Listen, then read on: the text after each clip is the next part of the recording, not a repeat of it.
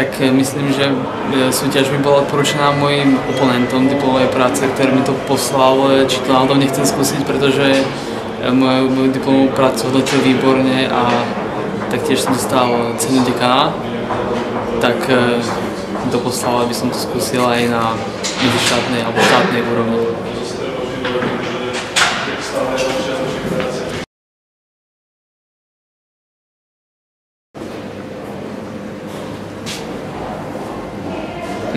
Od súťaže v podstate neočakávam nič, spíš som zvedavý, jak si budú viesť v porovnaní s ostatnými prácami v Česku a na Slovensku.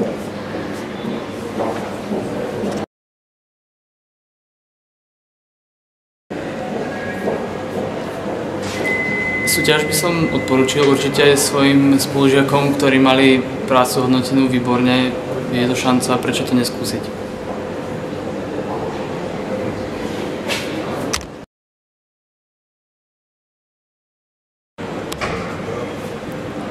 Tému svojej diplomky ďalej rozvíjam v rámci doktorského štúdia, takže predpoklad je na nejakú dizertačnú prácu a v praxi taktiež dúfam, že sa bude rozvíjať v rôznych projektoch, kde je táto téma potrebná.